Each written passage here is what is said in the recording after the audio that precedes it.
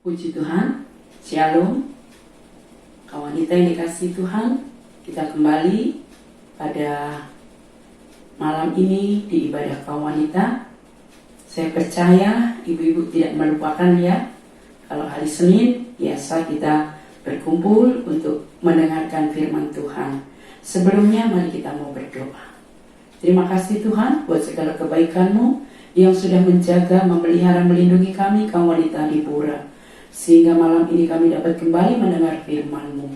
Urapi hamba-Mu, urapi kami semua, biar firman-Mu menjadi berkat dalam hidup kami. Kami percaya kuasa iblis Tuhan sudah lalukan, adanya hanya kuasa Allah, kuasa Roh Kudus di tengah kami. Dalam nama Yesus kami sambut renungan wanita malam ini. Amin. Puji Tuhan, Shalom, selamat berjumpa kaum wanita yang dikasihi Tuhan. Doa saya selalu, biarlah kita semua kaum wanita baik-baik dalam perlindungan Tuhan. Malam ini saya berikan judul firman Tuhan, wanita dan kesejahteraan keluarga. Saudara, apa kaitannya wanita dan kesejahteraan keluarga?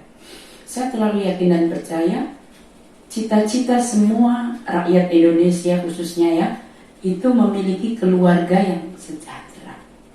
Nah, keluarga sejahtera bisa tercipta tentu tidak lepas dari peran seorang ibu, seorang wanita, seorang istri.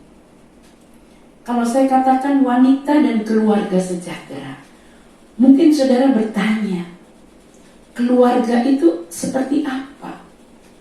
Kita semua tahu keluarga itu terdiri dari suami, istri, dan anak. Itulah disebut keluarga kecil. Nah, bagaimana kalau suami sudah meninggal? Apakah masih bisa disebut keluarga? Saudara, tetap sebagai wanita, kita memiliki apa yang namanya keluarga. Tetap konstitusi itu disebut keluarga. Nah, di dalam Kejadian pasal 2 ayat 18, ayat pertama kita, Tuhan Allah berfirman, tidak baik kalau manusia itu seorang diri saja. Aku akan menjadikan penolong baginya yang sepadan dengan dia. Nah, saudara diciptakan Allah itu sepadan dengan pria. Memang di dalam firman Tuhan mengingatkan bahwa pria itu kepala, ya, suami itu kepala. Kita harus tunduk kepada suami. Tetapi saudaraku yang saya kasih, di dalam peran kita untuk membuat keluarga sejahtera, itu kita punya peranan yang sama. Juga dalam hal keselamatan, kita berperan sama dengan pria, istri dan suami. Kenapa saudaraku yang saya kasih di dalam Tuhan? Karena kata penolong ini seringkali orang berpikir namanya penolong itu kan kedudukannya lebih rendah. Namanya aja penolong. Padahal tidak. Atau ada orang yang berpikiran menolong itu berarti lebih kuat, lebih tinggi. Tapi Alkitab tidak berhenti dari penolong. Ada kata sepadan. Tugas kita sama dalam menyejahterakan keluarga. Kalau sebagai orang tua pasti siapa yang kita sejahterakan? Anak-anak kita, anggota keluarga yang ada di dalam rumah kita. Nah, peran wanita itu sangat penting. Peran ibu itu sangat penting. Jadi jangan berkecil hati sebagai seorang ibu wanita. Saudara itu penting di mata Tuhan. Saudara juga penting di mata keluarga, di mata suami dan anak. Saudara itu penting. Wanita dikatakan penolong yang sepadan dalam keluarga. Menolong itu memang membutuhkan satu pengorbanan. Ya, namanya menolong, bukan hanya tenaga. Apalagi kita sering dengar wanita itu dalam menyelesaikan segala macam, bahkan untuk menolong pun pakai perasaan, tidak logika.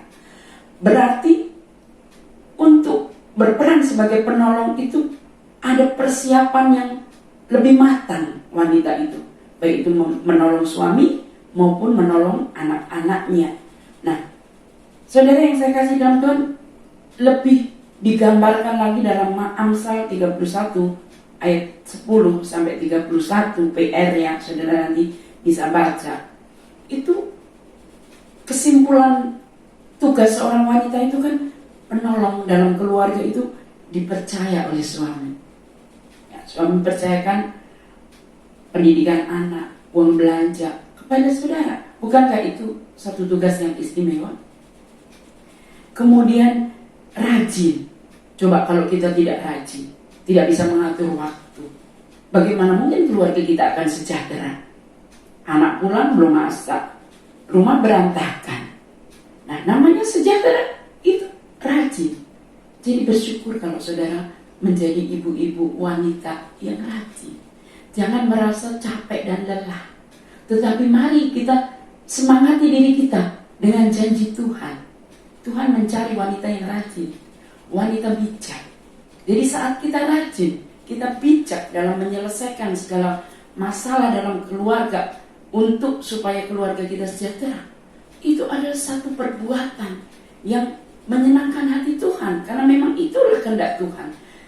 Wanita ada di tengah-tengah keluarga untuk menjadi penolong yang sepadan. Dan di dalam Amsal 31 itu juga wanita sebagai pemelihara anak-anaknya, ya, menyediakan makan, pakaian di musim dingin, musim panas. Itu berarti kan kalau kita memelihara binatang saja, kita menyiapkan apa yang dibutuhkan oleh binatang peliharaan kita. Kata pelihara ini, apalagi kita memelihara keluarga kita. Berarti ada peran di mana kita memang harus menyediakan apa yang dibutuhkan oleh keluarga, termasuk anak-anak. Nah, saudara, selain pemelihara, kita ini juga pemulih, memulihkan. Mungkin dari luar suasana hati anak-anak ini lelah, capek, kesal karena pelajaran, karena teman, karena situasi. Wanita, ibu-ibu penolong, berarti kita berperan untuk memulihkan hati yang galau itu. Saat pulang ke rumah ada rasa aman, ada rasa tentram, ada rasa tenang. Nah, itu disebut keluarga kita menjadi sejahtera, keluarga yang sejahtera. Juga saudara, di dalam masyarakat, jangan saudara pikir wanita nomor 2 itu pemahaman sebagian orang yang belum mengenal firman. Tapi dalam masyarakat kita sudah tahu firman. Beberapa waktu lalu saya sudah sampaikan tentang bagaimana wanita itu bisa berperan sebagai penolong dalam masyarakat juga. Contohnya Miriam, dia bisa menolong, memimpin umat Tuhan, bangsa Israel, mengucap syukur kepada Tuhan. Deborah, dia seorang istri, dia seorang ibu rumah tangga, suaminya namanya Lapidot, tapi dia bisa menjadi hakim. Hakim itu adalah pemimpin tertinggi di Israel. Sebelum ada raja, itu yang memimpin bangsa Israel itu hakim. Bukankah itu kepercayaan yang begitu besar Tuhan berikan kepada wanita? Esther, kalau dari latar belakangnya, dia jelas-jelas hanya seorang budak, karena dia orang Yahudi, dia tinggal di Susan, rantau. Dan dia pun yatim piatu, tidak punya orang tua, tidak ada kekayaan, jabatan yang bisa dibanggakan. Tapi ketika Esther ini tahu perannya sebagai wanita, ya, dia dipakai Tuhan luar biasa. Dia bukan hanya menjadi permaisuri Raja Ahasveros, tapi dia menyelamatkan umat Tuhan, bangsa Yahudi, dari pembantaian pejabat negeri Susan yang namanya Haman yang jahat. Justru Haman yang akhirnya dihukum oleh raja. Itulah peran kita sebagai wanita. Itulah sebabnya ibu-ibu, Nggak ada kata menyerah, putus asa, terus semangat. Kalau Tuhan sudah beri contoh wanita itu punya peran yang istimewa, pasti Tuhan mau pakai saudara. Masalahnya kita mau nggak dipakai Tuhan. Kalau kita mau dipakai Tuhan, maka kita bisa membuat keluarga kita sejahtera. Bukan hanya keluarga dalam gereja. Gereja pun bisa sejahtera dengan kehadiran kaum wanita, kaum ibu. Lihatlah pelayan-pelayan Tuhan yang ada di kitab surat Rom. Ya, orang-orang yang bahkan membantu pelayanan zaman Yesus itu kebanyakan wanita-wanita. Susana, istri Bendahara Herodes, Maria, Priscilla, Lydia, penjual kain ungu. Dia bukan hanya wanita, pengusaha, ibu rumah tangga. Tuhan pun respect terhadap kaum wanita. Jadi saudara, kalau hari ini saudara merasa lelah, capek, sebagai seorang ibu, seorang istri, kok dari hari ke hari selalu rutinitas itu yang kita ketemukan. Apalagi di masa pandemi ini, makin banyak saja pekerjaan. Kalau dulu mungkin kita habis benah-benah masih bisa santai, rumah rapi. Nah kalau ini dari pagi sampai pagi, kita benahi, masih ada keluar masuk anak-anak, suami, tapi tetap kita komitmen panggilan kita bahwa kita berharga, kita mulia, kita berperan, kita penolong, dipakai Tuhan penolong dalam keluarga, juga dalam masyarakat, dalam gereja. Bahkan Alkitab banyak mengatur hukum tentang wanita, saudara. Wanita di dalam Amsal 14 saya ambil di sini sebagai contoh ya. Kenapa wanita itu sangat punya peran penting dalam keluarga? Amsal 14 ayat 1 dikatakan, perempuan bijak mendirikan rumahnya. Bayangkan saudara. Kalau saudara memenuhi peran kita sebagai wanita, pilihan Tuhan, wanita yang bijak, yang takut Tuhan, mendirikan rumah. Bukankah itu satu yang kuat? Mana ada orang lemah mendirikan rumah? Ya. Kekuatan yang strong, yang ekstra yang Tuhan beri kepada wanita. Tapi sebaliknya, tetapi yang bodoh meruntuhkannya dengan tangannya sendiri.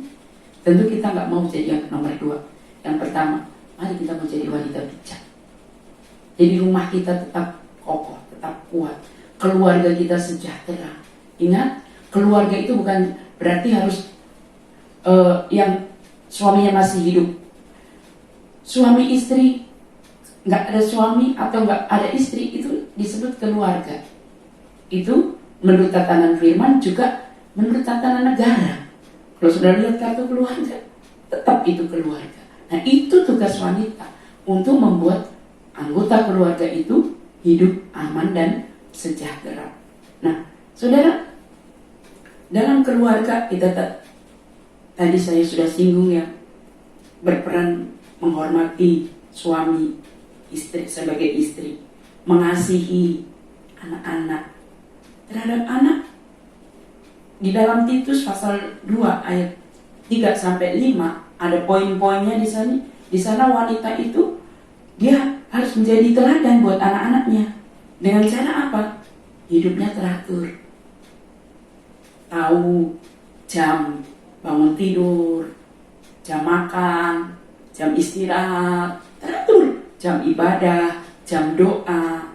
Karena kita diteladani anak-anak kita. Kemudian bijaksana dalam mengambil keputusan apapun, dalam berkata-kata bijak. Karena apa yang kita lakukan itu akan ditiru, apalagi saudara yang masih punya anak balita. Saat saudara berbohong, anak saudara akan ikutan berbohong.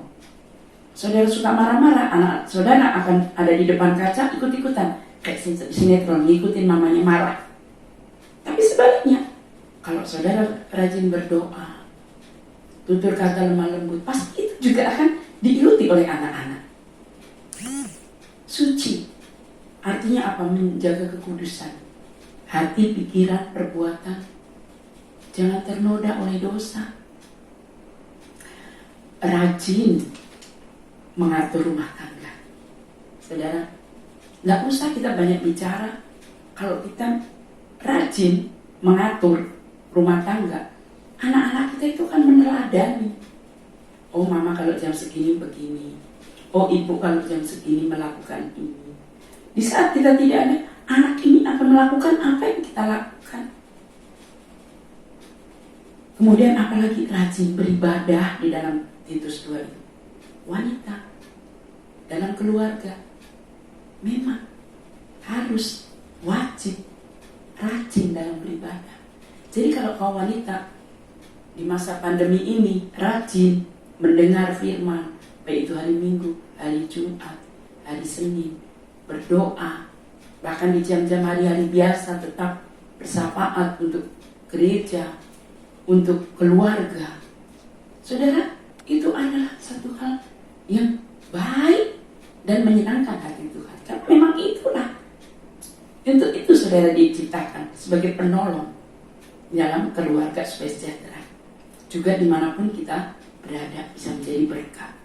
Lalu di dalam Titus 2 ayat 3-5 itu tidak menfitnah. Ibu-ibu, seringkali wanita itu dilecehkan dalam hal bicara ya. Mentang-mentang wanita disamaratakan, tukang gosip itu pasti wanita. Padahal tidak ya. Ibu-ibu wanita kita yang sudah disucikan oleh darah Tuhan, kita tidak lagi gemar menggosip, menfitnah. Karena pasti ada rasa tidak tenang, tidak nyaman, dan tidak suka untuk menggosip. Nah, bersyukur saudara sudah ditebus oleh darah Tuhan, sehingga sifat itu otomatis Tuhan ganti dengan karakter Kristus. Tidak lagi menjadi orang yang tukang fitnah, cakap mengajar. Sering saya katakan ibu-ibu itu kan gembala bagi anak-anak, guru bagi anak-anak. Sekarang aja nyata, anak-anak gak bisa pergi sekolah, siapa yang ngajarin kalau gak mamanya? Khususnya anak-anak yang masih bersekolah ya. Kalau sudah mahasiswa yang mungkin beda cerita. Nah, sudah harus cakap. Jadi ibu-ibu jangan berhenti belajar. Sekarang kita hidup di zaman teknologi. Jangan sampai kita gak tahu teknologi sama sekali, sementara anak kita tiap hari yang dipegang teknologi. Dan harus belajar. Belajar tiap hari. Gimana kita mau mengajar kalau kita tidak belajar? Informasi-informasi yang kita dengar itu kita tampung saudara, sehingga kita tidak menjadi orang yang ketinggalan zaman. Tapi walaupun wanita, kita hidup di zaman milenium, kita masih bisa ada menangani, menghandle anak-anak kita, keluarga kita. Karena kita bukan orang bodoh. Bukankah wanita di dalam Amsal 31 itu wanita yang cerdas? Dia berinvestasi, dia punya kebun, dia menjahit. Itu wanita yang cerdas. Jadi saudara dan saya, berarti Tuhan sudah persiapkan untuk memiliki talenta semua itu. Sebab itu tergantung kita mau memakai dan dipakai Tuhan, memakai talenta untuk dipakai Tuhan atau tidak. Mari kita memilih untuk menjadi wanita yang bijak, yang bisa membangun keluarga kita menjadi keluarga yang sejahtera. Di dalam Titus 2 ayat 3-5 itu tadi firman Tuhan sudah menjelaskan hidup teratur, bijaksana, suci, rajin, mengatur rumah tangga, rajin dalam segala hal, dalam ibadah, tidak menfitnah, cakap mengajar. Lalu di dalam 1 Timotius 2 ayat 9, demikian juga hendaknya perempuan, hendaknya ia berdandan dengan pantas. Ini teladan dalam gereja ya, dengan sopan dan sederhana. Rambutnya jangan berkepang-kepang, jangan memakai emas atau mutiara ataupun pakaian-pakaian yang mahal-mahal. Tetapi hendaknya ia berdandan dengan berbuat baik, seperti yang layak bagi perempuan yang beribadah. Mungkin saudara berkata, loh berarti kita gak boleh kunci-kunci rambut, gak boleh pakai anting. Tidak seperti itu saudara. Coba kalau wanita gak berdandan, gak berdaan, Saya pernah dengar seorang pendeta, dia khotbah lalu dia bilang gini, saya pernah pergi ke satu gereja, kayak lihat mayat, kata dia, semua pucat, semua, nggak ada wanitanya yang pakai bedak apa, ortodok banget gitu. Sementara Tuhan menciptakan wanita kan cantik, ada kata berdandan, itu kan berarti menghiasi diri, memelihara tubuh. Ya. Tapi sewajarnya, jangan berlebihan. Sekarang banyak seminar-seminar, bahkan termasuk saya, dulu saya juga nggak pernah berdaan. Apalagi saya tinggal di kampung, ya kan? Sudah sekolah Alkitab, udah tamat SMA, itu paling pakai bedak bayi itu. Nggak tahu itu namanya alis sih. Sudah menikah pun begitu, karena nggak tahu, nggak ada yang ngajarin. Nah, tapi kesini itu sering ada seminar untuk ibu gembala, untuk wanita. Bahwa kita harus tampil rapi. Bagaimana kita mau jadi teladan kalau kita pakai baju sembarangan, rambutnya sembarangan, tapi tidak berlebihan. Nah, jadi itu maksud firman Tuhan ini. Buat apa kita berpenampilan baik kalau hati kita nggak baik? Jadi yang utama memang hati. Yang luar itu cuman mau dandan atau tidak itu nggak mempengaruhi keselamatan kita. Tapi yang terpenting hati. Hati kita harus baik, tulus di hadapan Tuhan. Ini wanita dalam gereja, supaya gereja itu sejahtera. Nah, juga mungkin saudara bingung dengan ayatnya yang ke-12 dari 1 Timotius 2 ayat 9 itu, saya kutip sedikit ya. Wanita tidak boleh mengajar, gitu kan. Kenapa ayat ini timbul? Karena ini saya singgung sedikit ya, supaya ada pemahaman.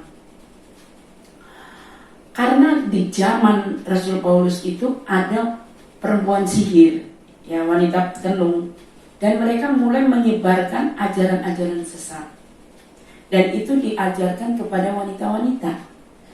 Wanita-wanita ini yang biasanya duduk manis, tahu sesuatu yang baru, langsung disebarkan lagi. Nah, itu yang membuat Paulus berbicara demikian. Tapi sekali lagi, Yesus sangat menghargai wanita dalam hal mengajar, dalam hal melayani Tuhan, ya. Karena di dalam Galatia 3 itu ayat 28 kan dikatakan dalam hal ini tidak ada orang Yahudi, tidak ada orang Yunani, tidak ada hamba atau orang merdeka, tidak ada laki-laki atau perempuan, karena kamu semua adalah satu di dalam Tuhan Yesus Kristus. Jadi jangan berkecil hati. Saudara dikasih talenta untuk mengajar, saudara bisa mengajar, saudara bisa melayani Tuhan sesuai dengan talenta yang Tuhan berikan kepada kita.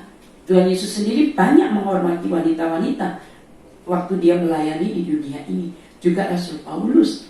Nah, saudara, membangun keluarga sejahtera itu tidak mudah, tetapi kalau kita mempraktekannya itu mudah. Karena Tuhan yang memberi kekuatan kepada kita. Kita berperan menjadi peran kita bukan karena kita pintar, pendidikan kita tinggi, tidak. Siapapun kita, serendah apapun mungkin latar belakang pendidikan kita, Tuhan memampukan. Keluarga kita akan menjadi keluarga yang sejahtera. Keluarga sejahtera itu keluarga yang berkualitas. Nah, ibu-ibu punya peran kan untuk membawa keluarga ini sejahtera. Berarti diberkati dan berkualitas.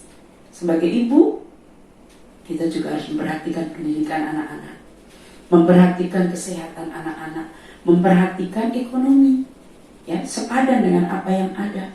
Spiritual itu tanggung jawab ibu-ibu, ya. Saat anak kita mungkin malas berdoa, beribadah, tanggung jawab kita.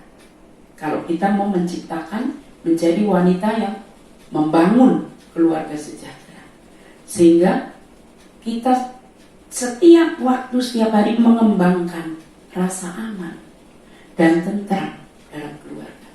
Berusaha, namanya setiap hari itu, hari ini kita berusaha rumah aman, tentram. Bahkan mempersiapkan masa depan lebih baik. Merancang, kita harus punya rancangan saudara. Merancangkan masa depan anak-anak kita. Kemudian kita juga harus mewujudkan kesejahteraan itu bukan hanya dalam hal materi yang saya sebut tadi, pendidikan spiritual kan, berarti pendidikan agama, kedekatan kita dengan Tuhan. Nah, sehingga saudara, wanita, saudara adalah seorang yang bisa membangun rumah, membangun keluarga sejahtera.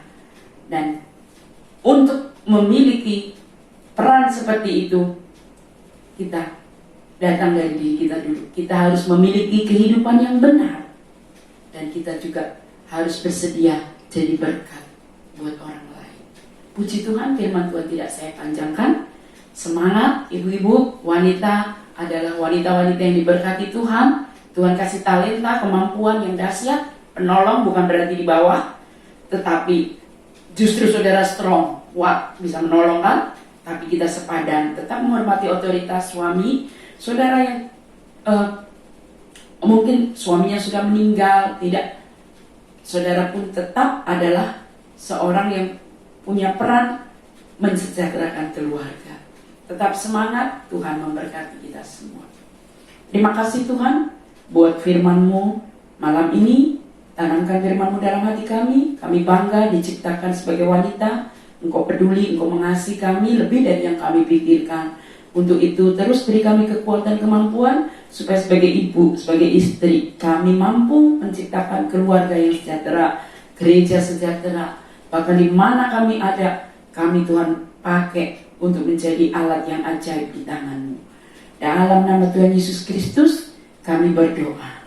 Dan Kau berkati seluruh wanita yang ada, supaya kami semua boleh terus menyandarkan hidup, cita-cita, masa depan hanya ke dalam tangan Tuhan. Sekarang saudaraku kaum wanita yang dikasihi oleh Tuhan, pulanglah dengan berkat Tuhan. Diberkatilah suami, anak-anak, keluarga, rumah tangga, kesehatan, sehingga lewat kehidupan wanita Deborah, nama Tuhan dimuliakan. Dalam nama Yesus kami berdoa. Amin.